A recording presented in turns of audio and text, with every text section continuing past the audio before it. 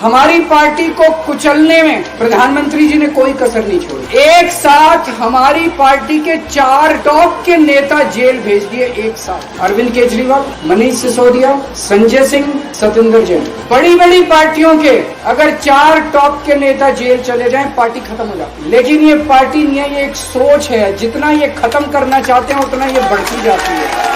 मोदी जी से जो भी मिलने जाता है सबसे पहले वो केजरीवाल की और आम आदमी पार्टी की 10 से 15 मिनट बात करते हैं। उनको कहते हैं कि आने वाले समय के अंदर आम आदमी पार्टी ही देश को भविष्य देने वाली है। इसीलिए वो चाहते हैं कि आज ही आम आदमी पार्टी को बढ़ने से रोका जाए, इनको कुचल दिया जाए।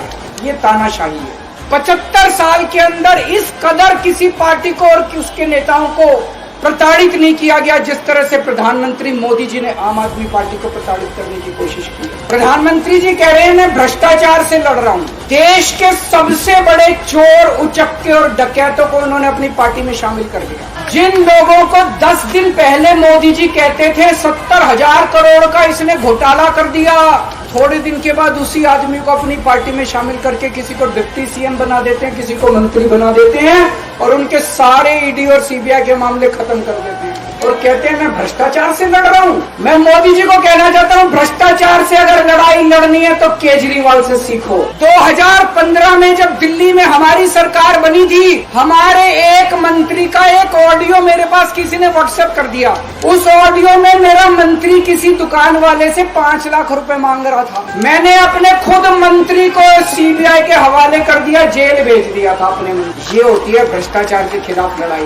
केजरीवाल को क्यों गिरफ्तार किया? केजरीवाल को गिरफ्तार करके उन्होंने एक मैसेज दिया है सारे देश को कि अगर मैं केजरीवाल को गिरफ्तार कर सकता हूं तो किसी को भी गिरफ्तार कर सकता हूं। एक बेहद खतरनाक मिशन चालू किया हुआ है प्रधानमंत्री जी ने, बहुत ही खतरनाक। उस मिशन का नाम है वन नेशन वन लीडर। जितने विपक्ष के नेता हैं उनको जेल भेजेंगे और जितने बीजेपी के नेता हैं उनको सबको निपटा देंगे, उनकी राजनीति खत्म करते जाएंगे। अगर ये चुनाव जीत गए, मेरे से लिखवा लो एफिडेविट के ऊपर, थोड़े दिन के बाद ममता दीदी जेल में होंगी, तेजस्वी यादव जेल में होगा, स्टैलिन साहब जेल के अंदर होंगे, पिनरई विजयन जेल के अंदर होंगे, उद्धव ठाकरे जेल के अंदर होंगे, जितने विपक्ष के नेता ये सारे जेल के अंदर होंगे। अगर ये चुनाव जीत गए, इन्होंने बीजेपी का एक नेता नहीं छोड़ा।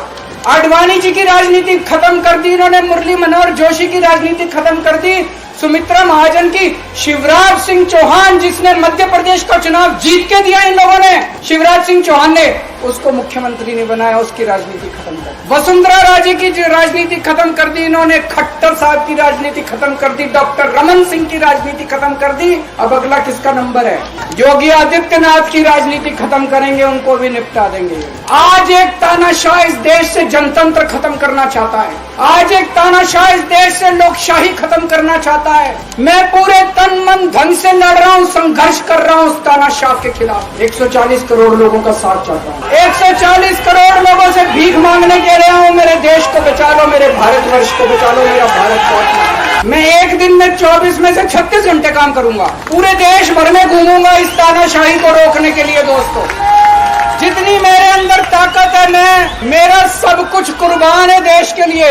मेरा तन मन धन सब कुछ कुर्बान है मेरे देश के लिए। मेरे खून का एक एक कतरा मेरे देश के लिए, मेरे शरीर का एक एक कतरा, मेरी जिंदगी का एक एक पल मेरे देश के लिए। मेरे देश को बचाने के लिए मैं पूरे देश में जाऊंगा।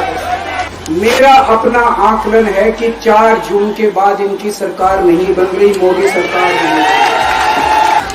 सरकार नहीं बन रही है। केंद्र में इंडिया गठबंधन की सरकार बन रही है। आम आदमी पार्टी उस सरकार का हिस्सा होगी। दिल्ली को पूर्ण राज्य दिलाएंगे। दिल्ली का एलजी लोगों का एलजी होगा, दिल्ली का एलजी दिल्ली वालों का एलजी होगा। गुजरात से आया हुआ है अभी। दोस्तों, केजरीवाल को कभी किसी पद का लालच नहीं हुआ। मैं आप मंत्री, मुख्यमंत्री, प्रधानमंत्री ये सब बनने नहीं आया। आज मैं अगर दिल्ली की जेल के अंदर रह के दिल्ली की जेल से इस्तीफा नहीं दे रहा, वो इस तानाशाही के खिलाफ संघर्ष कर रहा हूं, इसको समझ लेना।